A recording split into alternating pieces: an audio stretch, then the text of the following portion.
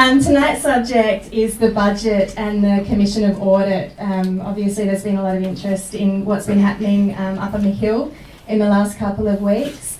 To speak to that, we've got Dave Richardson, who's a researcher with the Australia Institute, who actually enjoys budget lockups. And he'll be going through the Commission of Audit and, to butcher a Bushism, the true truths, the untrue truths, and the untrue untruths. So any questions you've got about that, you can direct to him. We've got Matt Goodenough. You might have seen some of his commentary following the release of the budget. So he'll be running through the budget, some of the measures, how they'll impact on people. He's a bit of a guru when it comes to all things budgetary, so if you've got any questions on that, save them up for him. And we've got Ben, who's our strategic director. Ben's the political nous of the evening, and he'll be running through the changes, what's likely to get through the Senate, how they're likely to get through, what's likely to get blocked. So save up all your little political questions for them. They'll only be speaking quite briefly, and then we'll open it up for a longer Q&A session than we normally have. And Rod, who's another researcher, will be running around with the microphone taking people's questions. Okay, so I'll leave them to it. Thanks. Does this one work? No. Stop here. Thanks. I want to start with a bit of context setting. Around by the bar, we've got our... Sorry. Around by the bar, we've got our publication, Auditing the Auditor, which goes into a lot of the background atmospherics that this government has been putting prior to the publication of the National Commission of Audit report and prior to the budget. So I wanted to go through some of those atmospherics before we get into the meat of the budget itself. Well, let me start by pointing out that BHP Bulletin, if you look at its last annual report, it made a profit of 19 billion and had debt of 66 billion. 3 times income. Now, Broken Hill Proprietary Company Limited, as it was known then, was incorporated in 1885, 129 years ago, and hasn't paid off its debt. Just think about that. Compare that with the Australian government. Our debt is 14% of GDP, Australia's national income, and Hockey says that one of the most urgent things in Australia is to pay off our debt.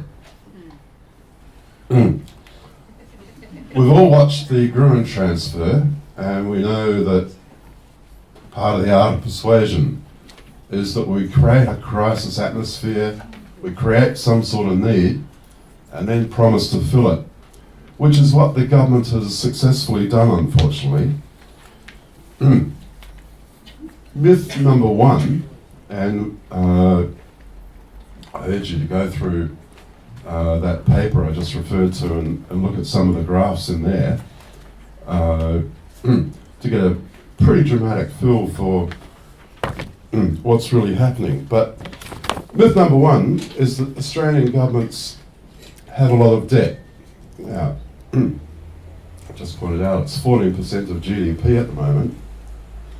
But nevertheless, we hear all this talk about it being high, unsustainable. But when we look at the figures for Australia, I've printed off a couple of pages from our thing, but we never heard this talk until relatively recently. But if we look at Australia's experience, the graph in the paper goes back to 1950, when the Australian debt to GDP ratio was over 100%. Now, we never heard anyone annoyed there. Debt was simply not a problem. And that was not unique in Australia's experience. On Federation and after World War I, again, Australian debt to GDP was well over 100%. This is a feigned crisis. The paper compares our net debt with 30 other OECD countries, and it's quite dramatic. Most of them, we've ranked them by size of government debt as compared with GDP. Most countries are well to the right, ranging from 30% to over 100%, and Australia looks silly. Right there, towards the left-hand side, one of the lowest in the world, and the rest of the world is asking, what's all the fuss about in Australia? So that's debt. Now, the other thing, I don't think I'll be able to get through many myths, but you'll read more about them in our publication. But the other thing that Hockey and Abbott have been emphasising over and over again, before and after the budget, is that we're living beyond our means in Australia. Now, what can that possibly mean? If I'm living beyond my means, I guess that means maybe that this week I'm spending more than my income this week.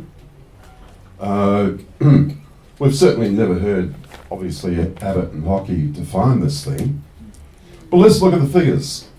In Australia, for the last full year we've got figures for, our best measure of national income is GDP at 1.5 trillion. Now that compares with consumption spending, government plus households of 1.1 trillion. We're consuming 73% of our income. The rest we're putting away in investment, schools, blast furnaces, port infrastructure, all sorts of things like that. 73%, and we're living beyond our means. This is rhetoric that nobody questions. So that's one of the things I think we do fairly successfully at the Australia Institute. Let's look at some of this ideology, these pretend facts, and throw some real numbers at them, and they just don't stand up. Anyway, we've got a lot to get through tonight, so I'll leave it there and hand over to Matt, and urge you all to have a read of our publication on auditing the auditor.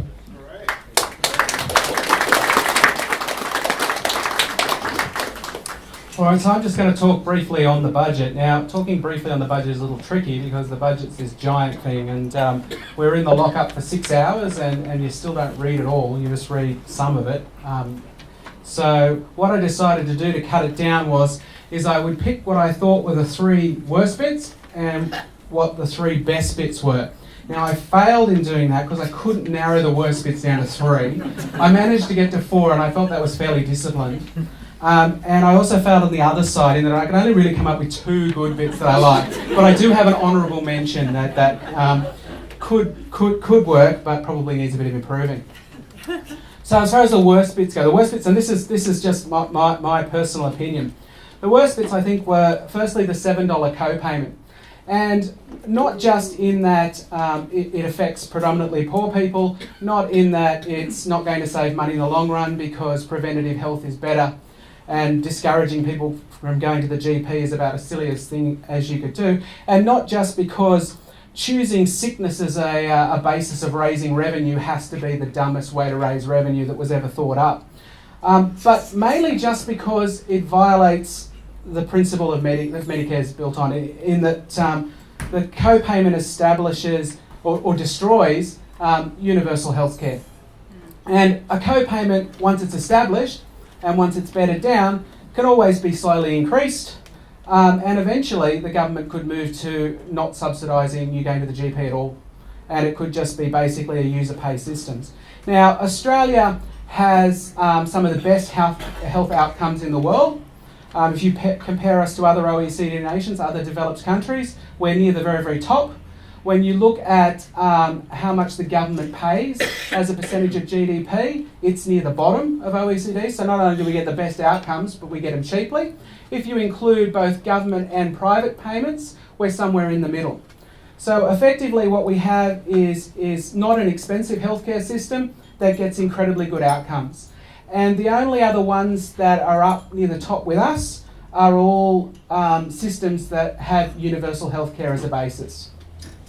So that's the first one. The second one was the indexing of school and hospital funding to the CPI.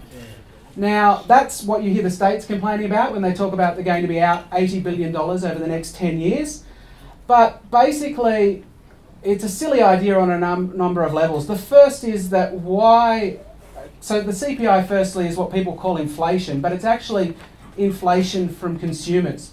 So it's what the average household faces, whatever the average household is.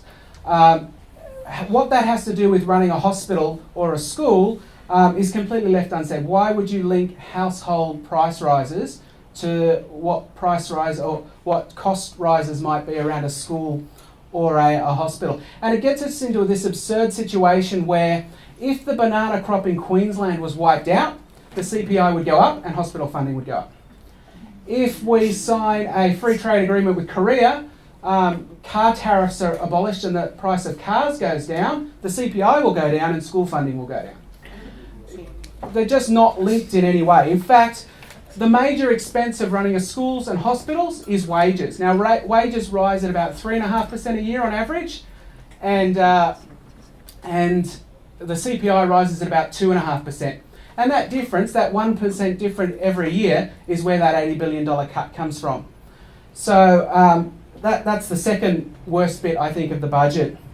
The last two are included just because, in my opinion, they're just really, really nasty. The first is cutting unemployment benefits for up to 6 months for under 30s. I can't see a rationale in policy for doing that. Unemployment rates amongst youth are higher than the general population. They're even higher amongst grads. So you go to university, you get a degree, you're ready to get a job, and you're not necessarily going to get one straight away. What do those people do? They're obviously motivated to get work. They've just gone through and got a degree, but they're likely to have no income at all.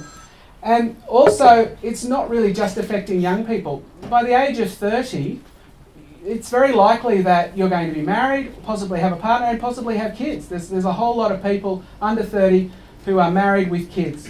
Now, what are they supposed to do for 6 months? How are they supposed to survive? And I mean, Joe Hockey's response when he was asked this question was they should get a job. Well, my response is, does that mean you're guaranteeing everybody under 30 a job? Because unless you can do that, then you've really got to ask the question, well, what are they going to live on? And the final one is the $7.6 billion cut to foreign aid. And I mean, that's an incredibly large, it's the single largest budget saving, if you will. And it basically comes at the expense of the poorest people in the world.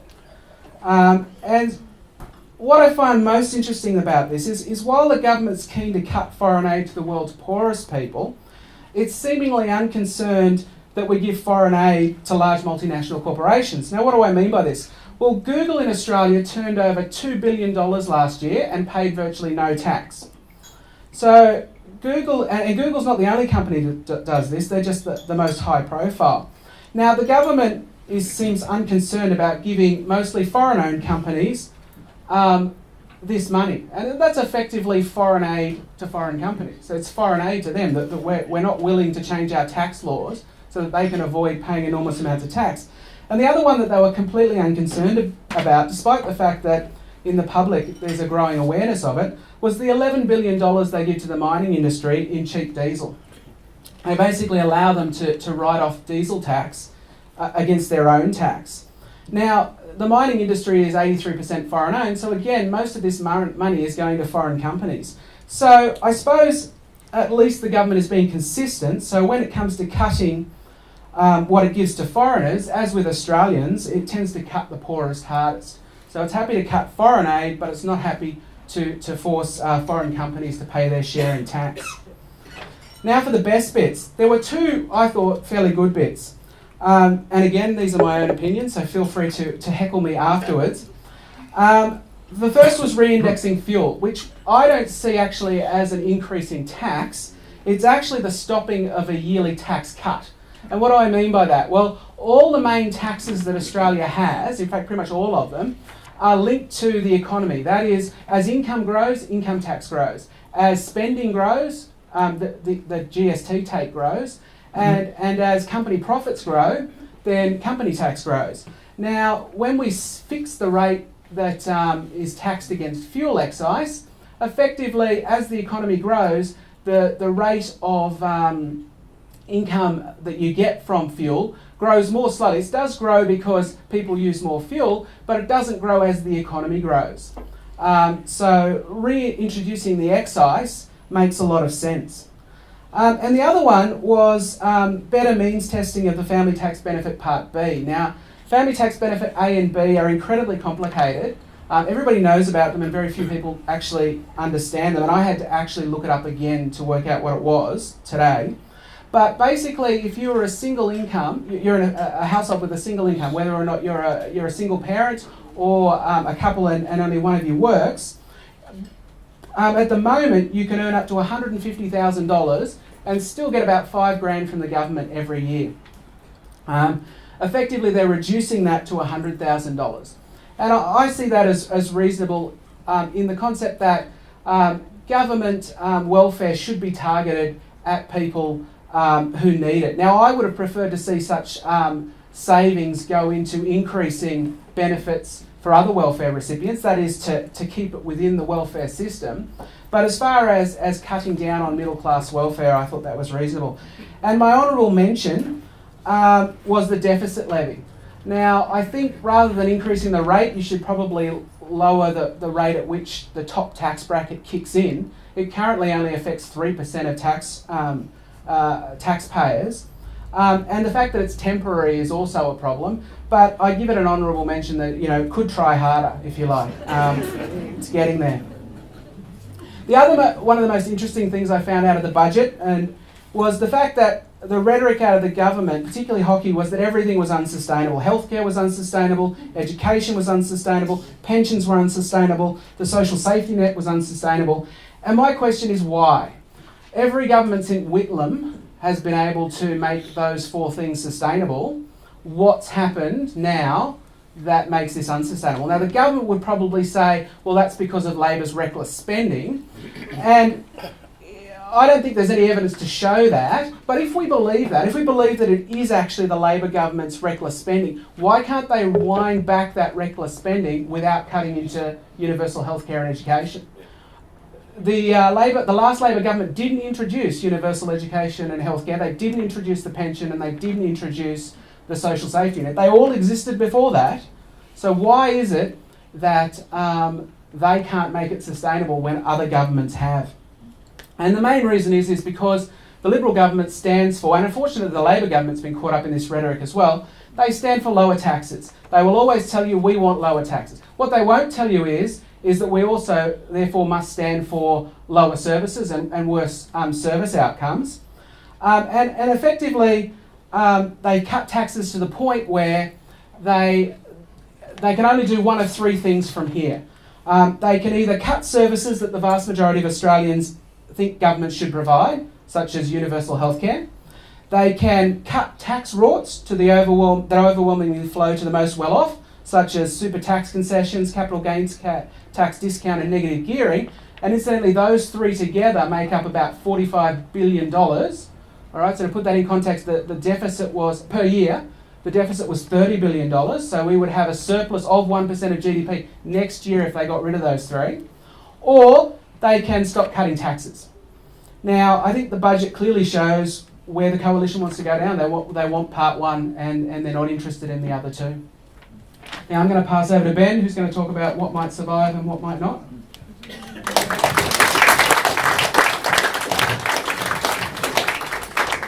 Thanks, Matt. I just wanted to do three things quickly, really. One, just to briefly talk about the politics of the budget and where it's gone wrong. And really that's just to repeat a couple of things that Dave and Matt have said in what I think is the political context, and briefly talk about the Senate and where it's likely to go, or where it might go, depending on what people like you do.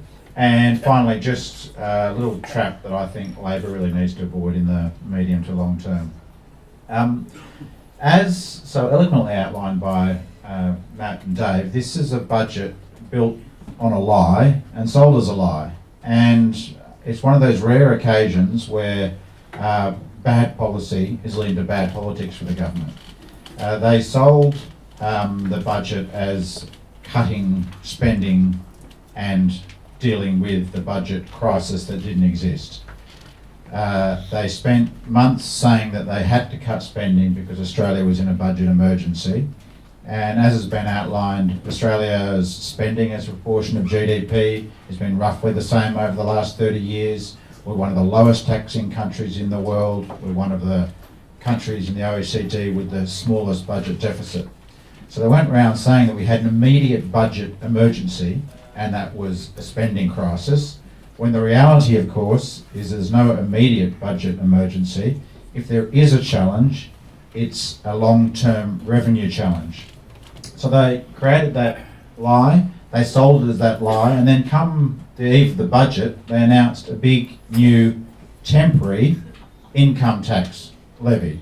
So having said that there was a spending crisis and it was long-term, they introduced a tax that was short-term, and it just kind of demonstrated the muddle they were getting into their messaging. I think that's why it's politically gone so bad for them. Not just the savage nature of the cuts, but that they completely went against the groundwork that they laid for the budget. And you're hearing a lot of commentators from the right say, oh, the problem with the budget is that they didn't lay the groundwork properly for it. They didn't sell it properly in the lead up to it. But I don't think it's that. I think it's that what they were selling in the lead up to the budget was a lie.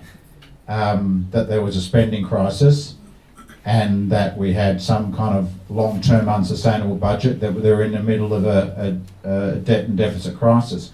Well, they weren't true. But then, come the budget, did they actually slash overall government spending? No. As has been outlined already, they shifted spending from one area to another. Yes, they hit students, yes, they hit the poor, yes, they hit the pension, yes, they attacked health and education spending. But I was watching, I think it was Channel 7 Sunrise the morning after the budget, and the political commentator came on and said, was asked how a reaction to the budget was going. He said, oh, well, it's mixed. A lot of people complaining about it and saying how bad it is, but largely business, defence and agriculture are happy. And I thought that just told the story. Of course, the National Party had to get something from agriculture, and of course the government had delivered for defence and business. And I saw a graph today showing that the cuts in health were about equivalent to the increase in defence spending going out over the next 10 years.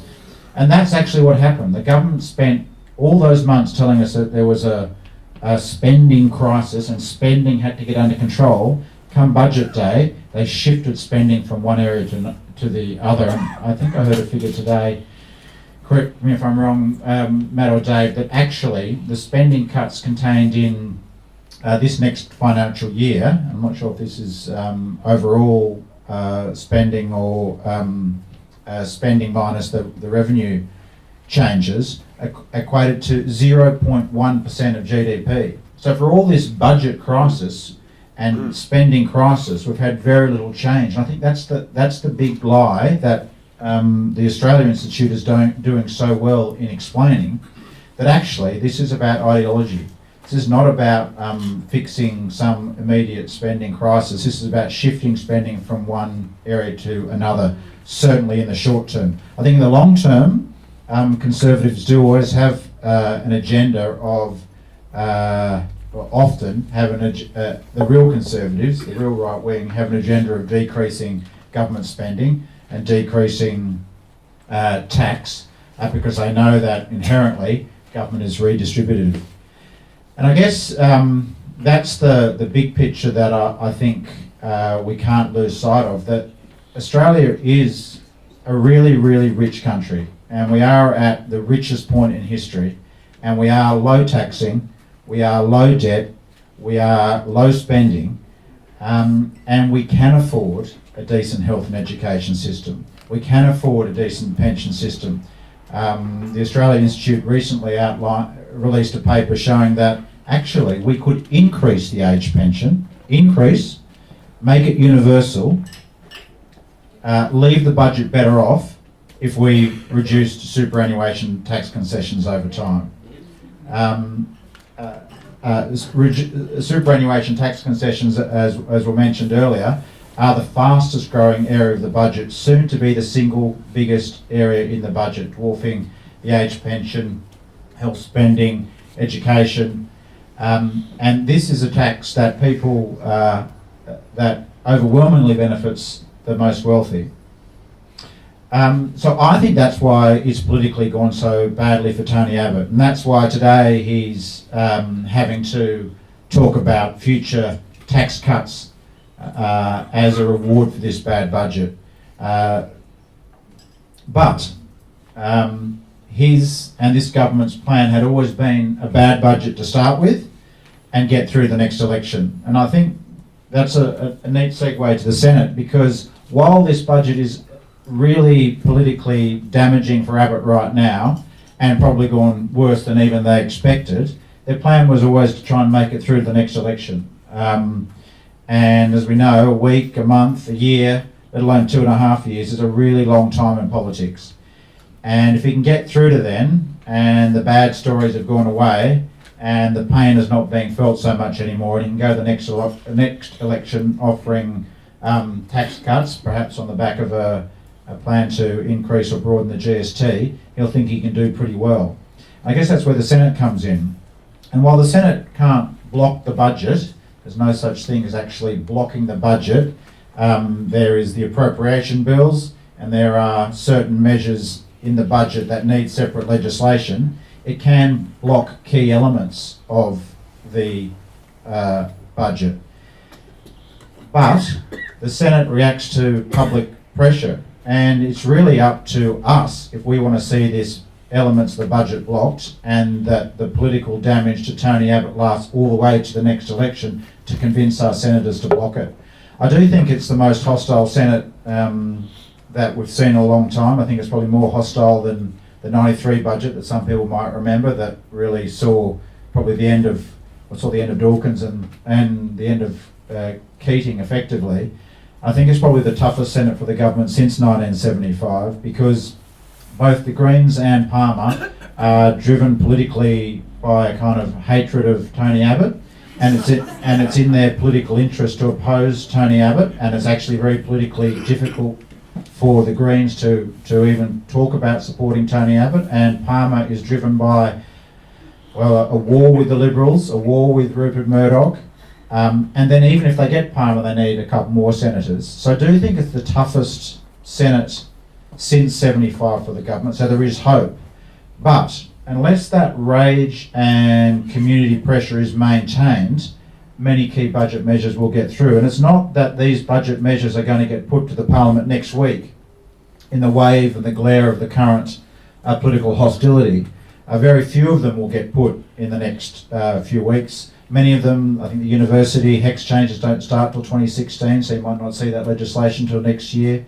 The Medicare payments don't start till the middle of next financial year, so that legislation won't be rushed in. I think the income tax levy will be soon, and the petrol tax increase will be soon, but both of those are likely to pass, one with the Greens and one with Labor. So the other elements of the budget have a long, slow burn that needs community pressure to stop them. And building and maintaining that hostility, which is white hot, which is stronger than this government projected, is going to be key to knocking them off. Because in the end, the Palmer Party, the Greens and those other senators are political animals, and if they don't feel the heat from people like you in the community, they're likely to get through. Just finally, I shouldn't talk any longer, I'm happy to take some questions, is just long term the trap for Labor, and I think they're prosecuting the case against Abbott's lies well at the moment, and I think that's critically important in the period after an election. But long term, there is a revenue challenge to keep good social services, build the kind of generous, warm-hearted Australia we want. And as company tax has fallen, and the mining tax and the carbon tax potentially repealed, finding that revenue is important. And I've seen Bill Shorten dodge the idea of changing superannuation tax concessions this week, for example. And if Labor just criticises Tony Abbott and doesn't put some effort into thinking where the revenue is going to come from and talk about some more progressive taxation system, come the next election, I'm worried that Tony Abbott will be able to offer an increased GST, tax cuts for everybody. Vote for me, I've got the plan that could actually fund NDIS or fund schools and hospitals, and Labor doesn't have the revenue to do so. I think the stuff from the Telegraph today was outrageous, and the claim that Labor's blocking $40 billion worth of budget measures is wrong.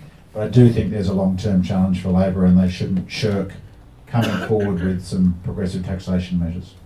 All right.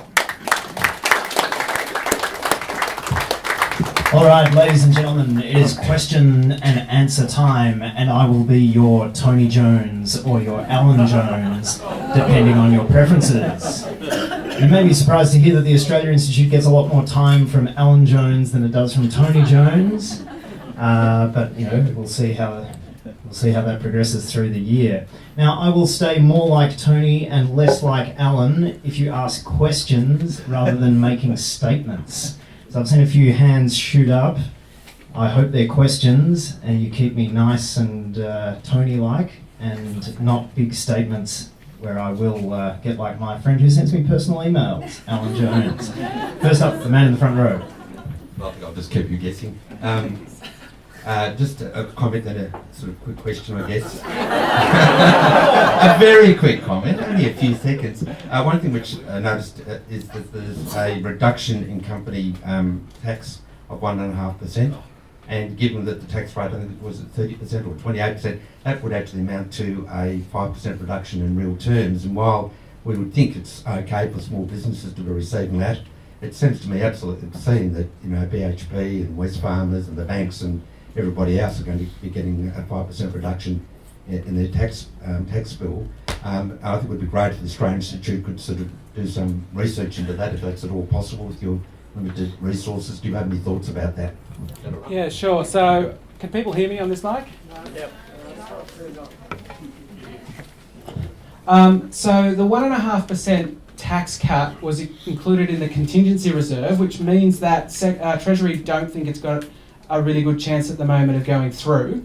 And while it's a 1.5% cut to everybody from 30%, the paid parental leave scheme, Tony's paid parental leave scheme, which is also in the contingency reserve, which means Treasury don't think it's got a good chance of getting through, is that they're increasing company tax on large businesses by 1.5%.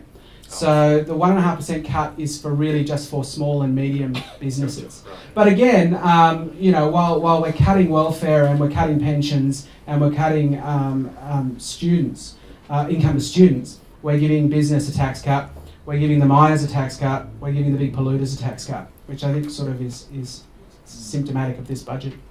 Can I add to that? Just want to add to that a little bit. We know the BCA is almost the monkey grinder, the organ grinder with this government, and they're pushing for much lower company taxes. And we know the government's sympathetic. You know, now is not the right time, but we know they're sympathetic. We put out a paper last year, I think it was, that went through some of the arguments for cutting the company tax rate. And you can imagine, it's all the standard arguments about business needs incentive and blah blah blah. We went through that one by one, and none of those arguments stand up. All right, first we'll have the gentleman in the blue shirt here. This man stole my question, but the other question was, assuming the paid parental leave wasn't brought in and company tax was then cut, what would be the loss to revenue? Because that hasn't been mentioned in the last week. No, and that's hidden in the contingency reserve, and we don't know, is the answer. Presumably Treasury have a model that they can work that kind of thing out, but they haven't told anybody yet. But a rough back of the envelope, Dave will give you one. back of the envelope figure, company tax raises a bit over 60 billion. That's at 30%. Cut that down by 1.5, and that's probably 4.5 billion. Thank you. Rough, but you heard it tonight. All right, the gentleman with his hand up. Thanks. I'm wondering if the panel could comment on the politics as they see it might come out in relation to electricity pricing. We've had a lie that the carbon tax has increased greatly electricity prices. That's not true. I haven't heard one word from Mr. Shorten in defence of the carbon tax. What will happen when electricity prices rise and the carbon tax is gone? Let's just wait for a moment. We'll bear in mind electricity prices and carbon tax, and we'll hear from this lady here. Just a couple of quick questions. One is my 17-year-old son, Narrabundah, just wrote to Tony Abbott a couple of days ago, and he tells me that lots of Narrabundah students want to leave Australia. And just wondering, does writing help? What can the community do? And secondly, what can the Labor Party say they can, or what directions would the Labor Party, would you suggest the Labor Party would cut in order to raise our revenue? Okay, panel. Electricity prices, carbon tax, and what the hell do we do? So carbon price increased electricity prices by about 9% on average. It's unlikely to cut them by 9%. In fact, if you listen to the electricity retailers and distributors, they were all very quick to contradict Tony Abbott when he said that electricity prices would rise. But on rising electricity prices, most of the rise that's going to happen because most of it happened because of the distribution network, the poles and wires. Most of that is now finished. So electricity prices over the next 3 to 4 years are expected to rise at about the CPI rate. So we're not going to see big rises in electricity, but certainly the carbon price is unlikely to cut electricity prices particularly. They're likely just to slow their increase a little bit. I'll leave the political for Ben. I was going to say that's why you'll need to read Matt's paper that's coming out soon about the renewable energy target, and you'll get to know that and a whole lot more from it. But I think what will happen on electricity prices, and you kind of alluded to it, is that because Labor is not fighting the carbon price, and I think this was a mistake before the election as well as after it, they've just given up on arguing the case, and unfortunately, their voice is the loudest, so it's very hard for other voices to have the same impact, and if they've abandoned the carbon price, it's really hard to get the story across about it. And I think what will happen next with electricity prices as they go up, because Labor has abandoned defending the carbon price, and because now they're attacking one of the good elements in the budget, the lifting of John Howard's fuel indexation freeze on petrol, again they're playing into that space. As I think all the groundwork is being laid for everybody to blame the renewable energy target for when electricity prices go up, even though that's not the reality of why they're going up. The carbon price wasn't the reality of why they've gone up so much over the last 5 years, and despite the efforts of some, like the Australian Institute, to point that out, that message hasn't got across well.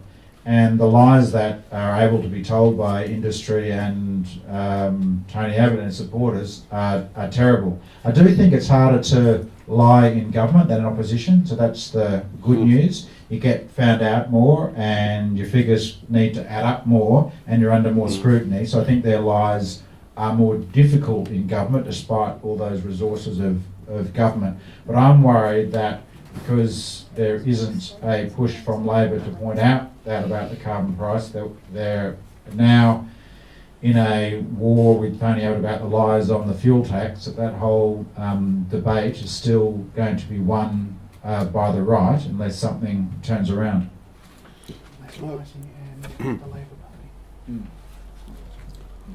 I want to also go back to the premise of the question back there. I'm sorry, I didn't see your face. But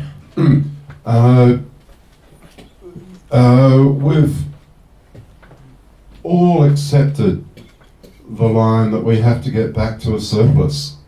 Why? Why do we want surpluses? Why do we want a position where, on average, governments are taxing us more than they need to? And you know, for years, governments all around the world have been running modest deficits. Nobody's hurt. I've never met anybody who's been hurt in Australia by an unbearable level of debt or deficit. There are millions of people hurt because we're not doing enough on disabilities and income support, all sorts of other things.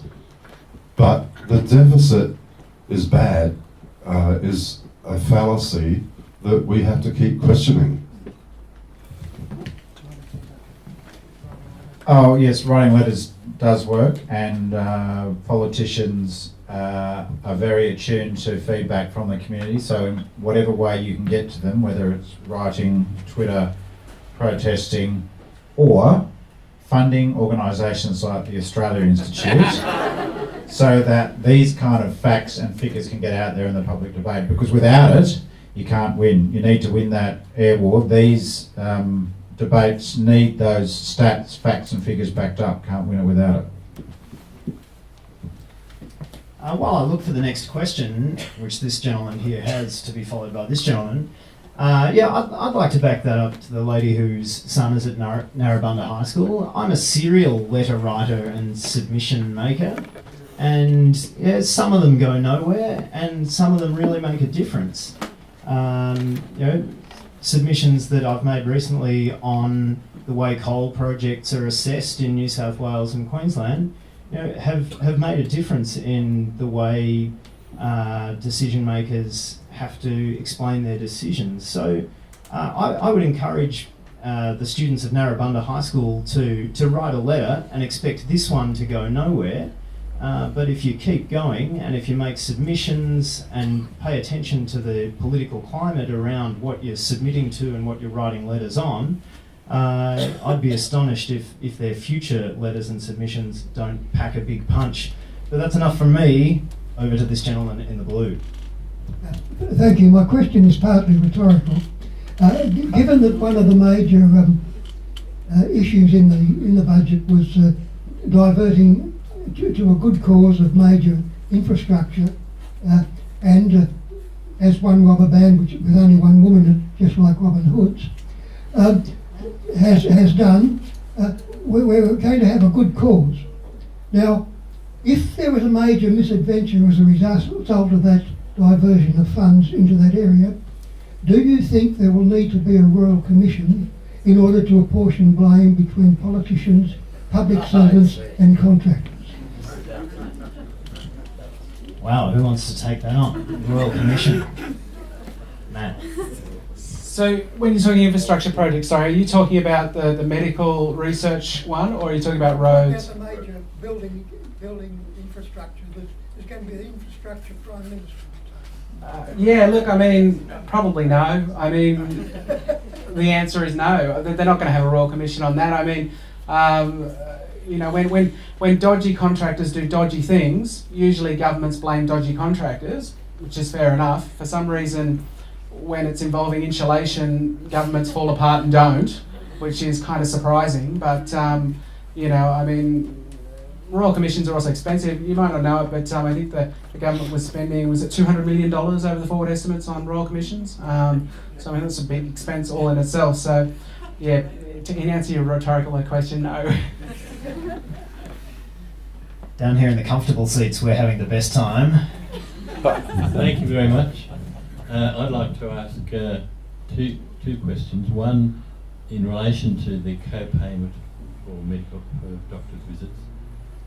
I'm sure there has been research done before on what the impact of that is on people being willing to go to the doctor and being put off going as a result of the co-payment.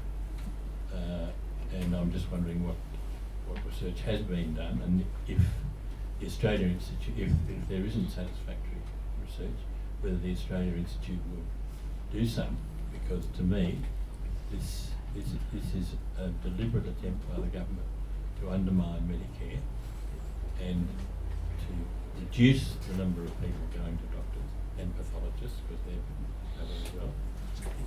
Sorry. So I'd like to know whether the Australian Institute will do some research of that kind. If there isn't, well, I suppose it's only just about to happen, so there'll have to be research done on what happens. But I know it was raised, this was done before under Bob Hawke years ago. Second thing is, I'd like a comment on Martin Parkinson's strong support of the government's budget and his claim, for example, that you can't assume that the economy will continue to be robust for the next 33 years. You've got to take tough action to provide for dreadful downturns that are sure to happen in the next 33 years. Okay, any research on co-payments and Martin Parkinson? Maybe we'll go to Dave for the co-payments. I think you'll go to Dave for Martin Parkinson. I think he's jumped over his head. That might be dangerous. Martin Parkinson on on the problems that may befall us if we have a downturn sometime in the future and we haven't saved up. I mean, if governments save up, run a series of surpluses, what does that mean? You buy shares in BHP. How does that help in the future? When I hear comments like that, I'm often reminded, years ago, reading the collected works of John Maynard Keynes, came across this amazing little passage. Depths of World War II, bombs falling, and Keynes was working in Treasury trying to organise the finances and make sure that armaments kept happening, the army kept being paid and all this. And the nervous Treasury officials were asking, yeah, but what about the future?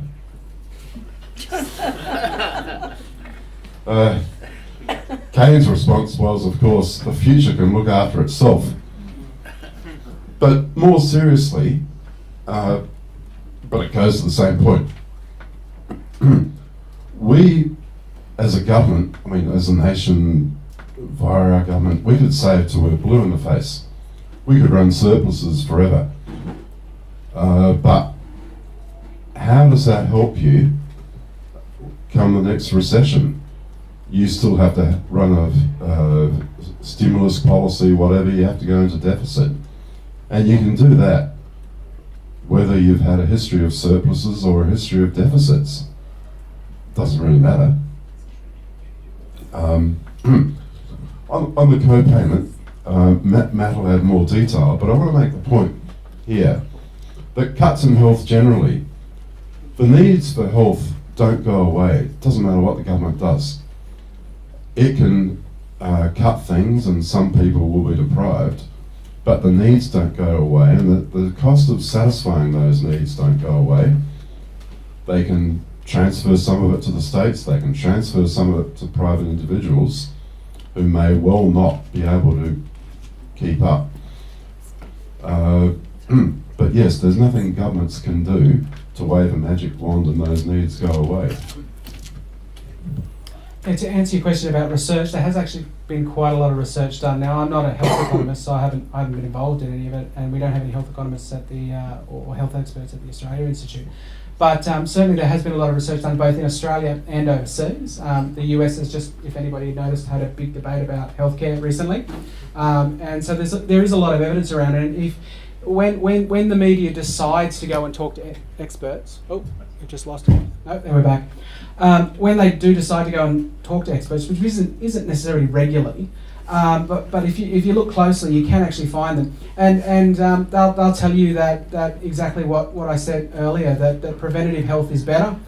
Discouraging people from going to the doctor actually creates longer term health problems, particularly as we're actually very good at prolonging life now, which some people see as a problem, which always surprises me. I can solve the health problem overnight. We can just get rid of the health and hospitals, and then you wouldn't have a problem, but people might get upset.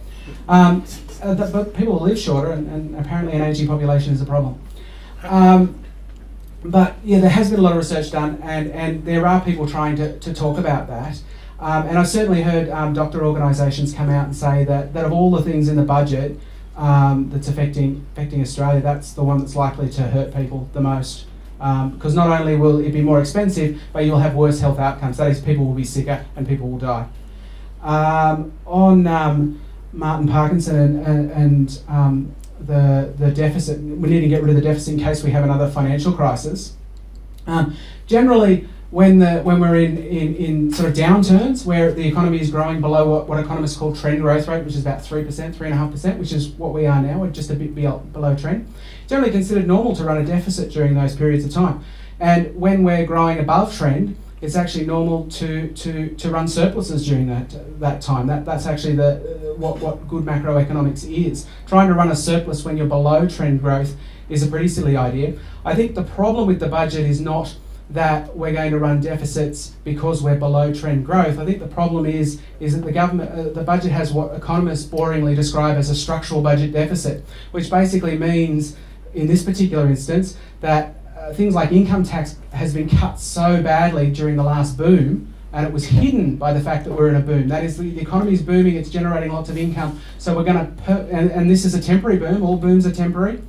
We're going to cut tax rates, which are permanent. Okay, and then we have what we call a structural hole. That is, the budget cannot generate as much revenue as it did before because income taxes have been cut quite severely. During that boom period, the Australia Institute, using NatSem modelling, estimated that it cut $170 billion in income tax, 42% of which went to the top 10% of households. In fact, the top 10% got more than the bottom 80%. So 80%, they got more than 80% of the population. So so now, when the economy grows at normal trend growth, it can't raise enough revenue to meet its spending. Not because we've got a spending problem, but because we've got a revenue problem. So if they want to fix that, then they can raise taxes.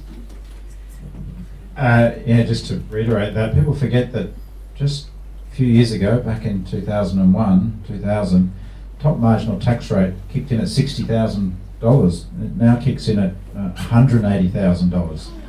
And that's just a relatively short period of time ago. Yet all we hear about is bracket creep and how income taxes are effectively going up, and they've been smashed. On the co-payment, I think that's another great example of the lies that this budget is built on. The co-payment was sold on that we've got a budget emergency and spending crisis, we need to get under control. Turns out that all the money raised from the co-payment, certainly in the short term, and that's the government's rhetoric, is being spent on the medical research fund. So it's not even being used to solve the alleged crisis, it's now being used to help solve future health problems by hurting people's current health problems. Go figure. Meanwhile, there's ads on TV encouraging men to get to the GP because they don't go to the GP enough. So we're spending on advertising, tell people to go to the GP. Commission of Audit produces reports saying we need disincentive. People are going to the GP too much. Shows you the muddle-headedness of it. Fantastic. We've got time for 3 more questions, and I've already smiled at 3 people. And here is the first one. Thanks very much. You've mentioned the Business Council of Australia and their specific interests and particular influence over the government. But what's your take on the interests of the rest of business? Because cutting back on research and cutting back on innovation financing and reducing the wage bill for many people, so that, you know, aiming for a low wage economy so people have less to spend. How does that really support the rest of business, and why are they going along with it? That's a great question. Who'd like to take it? You want it, Dave, or you want me? You. With the R&D stuff, we did a little bit of research on the R&D grant, and while I don't think it should be scrapped, it certainly needs to be better targeted. It's basically being rorted by large companies who, particularly say mining companies, who basically can build a shaft in a slightly different way, mining shaft in a slightly different way, and write off all the costs. So it certainly needs to be better targeted. You shouldn't, obviously, I don't think scrapping it is a good idea, but it certainly should be better targeted. And what was, sorry, the second part? It's why is business supporting, the rest of business other than the BCA supporting the government with this budget? I think the rest of business is hoping that the BCA will be able to cut company tax rates. And I think a lot of the debate around even the GST is about business tax cuts. You might not realise it, but it is actually about business tax cuts. Why business really want to push a GST, which is actually a tax on the goods they sell, so you might think, well, that's a little weird, but what they're hoping is that more business, a higher GST or a broader GST base will actually lead to company tax cuts and cuts in the top marginal income tax rates. So they're not hoping that more revenue will be raised, they're hoping that it'll be raised from, there'll be less redistribution. So a GST is a regressive tax, so it targets lower income people more than higher income people. And they're hoping basically that at the moment our tax system's fairly progressive, they're hoping to reverse that. And that's why you're seeing them supporting the BCA things. But ostensibly it's so that they can get tax cuts. Classic class struggle.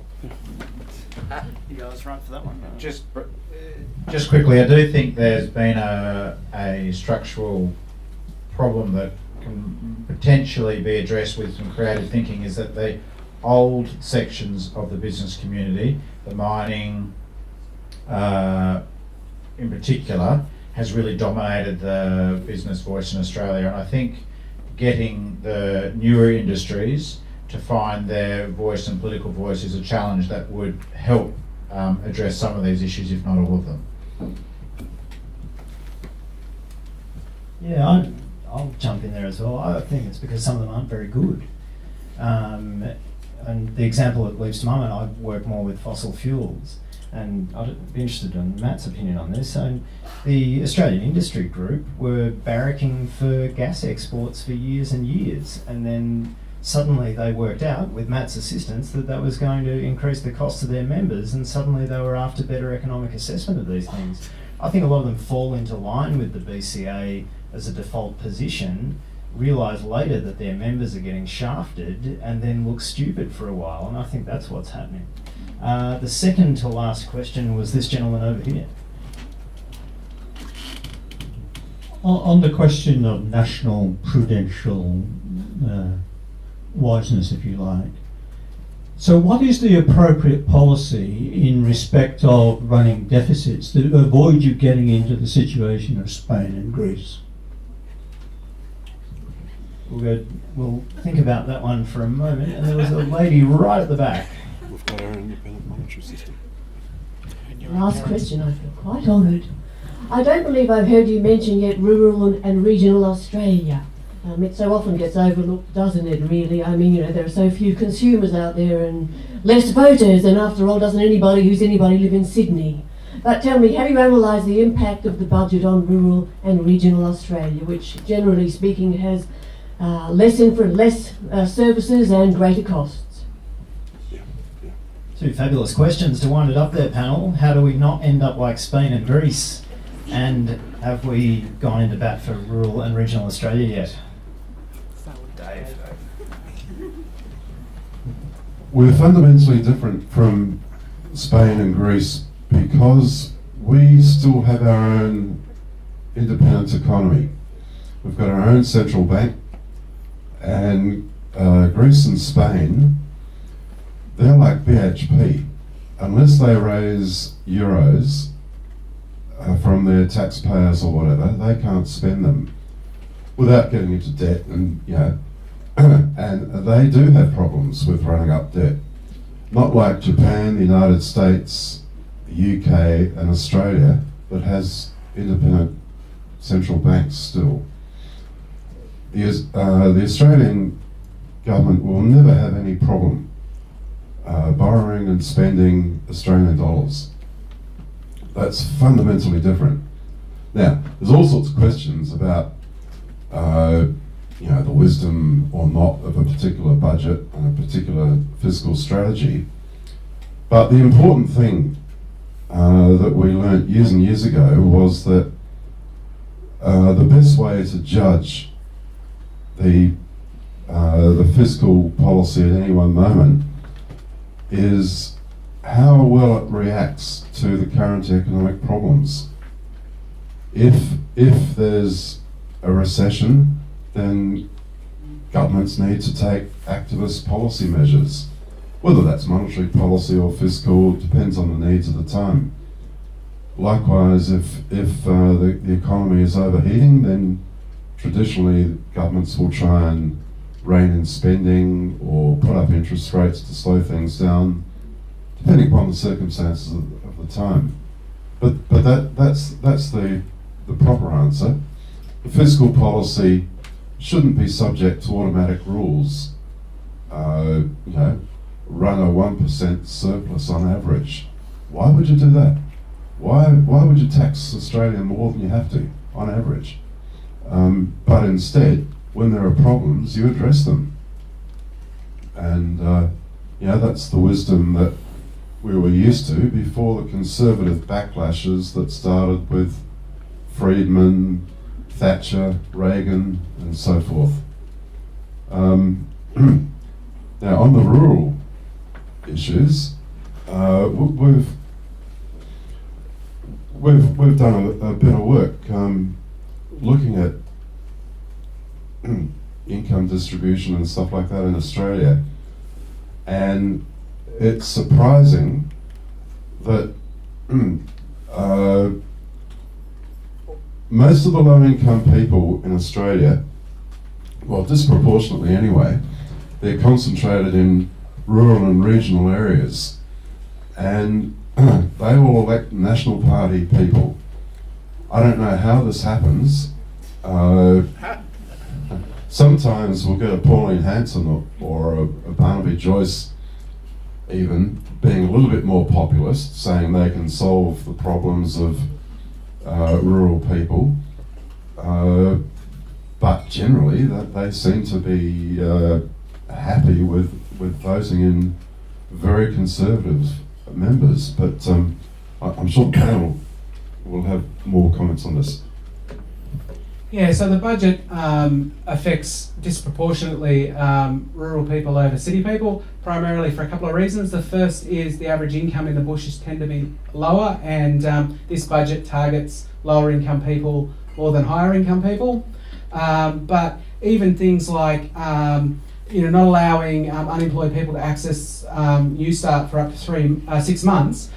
We did some quick analysis of census data that showed that the unemployment rate in national seats was a full percentage point higher than in Liberal seats. So it was 6% in national seats and 5% in Liberal seats. So I think that if the National Party really want to represent their electorate, they should be making more noise about these kind of issues that are going to disproportionately affect their voter base. But also even things like privatisation of Australia Post. Now, if Australia Post is a private company, why the heck would it want to deliver letters to the bush without charging them a fortune? I mean, effectively, Australia Post cross-subsidises, as most large public corporations do, and they cross-subsidise rural people because it's far more expensive to deliver a letter to a rural area than it is in the middle of a city. When Telstra was privatised, we saw the same thing. And what was really interesting about the Telstra privatisation is we now have to then invent another national body called the NBN because we privatised Telstra, we couldn't do it that way. And then of course they're promising to sell that off once it's up and running. So the public, the taxpayer will pay to set it up. The private sector will make money out of it, and then when it all falls apart, the taxpayer will step back in and set something else up. Isn't that handy? So I mean, the National Party is also rural area is being disproportionately hurt by this budget. And just back to the budget deficits. One interesting thing to note is that Greece debt to GDP ratio got up to 160%, and it was in crisis. Japan, who has its own currency, currently sitting at about 250%, and there's no crisis. So there's sort of an example of when you own your own currency, you can do a lot more. Just to say what I think a good question is to finish on, really, and Matt's alluded to it, which is, yes, the budget's going to disproportionately affect rural and regional Australia, and that's a massive political opportunity, because the National Party are going to be really feeling it, and they have to wear this budget, and they've got the Deputy Prime Minister, and pointing out that dynamic to those constituencies and to the public will put massive pressure on the National Party and within the coalition to back down on some of this stuff. I think 2 out of 4 of the worst items of the budget that were outlined before will require legislation. The Medicare co-payment and the cuts to unemployment benefits for young people. I think the other 2 that Matt mentioned won't. But again, political pressure that can be brought on the coalition, in particular by targeting its coalition partner, the National Party, and I think they've been successful because they seem to have had in the past wins over the Liberals. So if that can be brought, that attention can be brought to bear, we've got some chance of defeating some of this budget. All right, well, we would love to talk about the budget with you all night, and we can. We just can't do it here. So before we wrap up, there's a couple of things we'd like to talk about. On a personal note, I'd like to say thanks to Clayton for always coming down and broadcasting Politics in the Pub on community radio on 2SS. Fantastic, thanks Clayton. Ben, you were going to talk about coats for refugees. Oh, yes, thank you. As you've noticed, it's getting cold in Canberra, and I'm told by a colleague who works in Welfare Rights Centre, I'm not sure if she's here, Hillary, that Companion House is collecting coats for the local refugee community in Canberra. So can you, if you've got a spare old coat that you're not using anymore or 2, please contact Companion House or email me at ben@tai.org.au, that's TAI for the Australia Institute, and we'll make sure they get to the right place. So I've had a friend been collecting them, and they've already got 20 in there, but plenty more are needed. And I know a lot of people have an old coat that they don't use anymore. Let's put it to some good use. Companion House or ben@tai.org.au. Thank you. Can we deliver to Companion House? Yes. Individually? Yep. So get your names on a clipboard if you don't hear about Politics in the Pub enough. Come down, like our stuff on Facebook. It's coming up to the end of the financial year, so give us some money. Give the panel a big hand and Unipub a big hand, and we'll see you next month.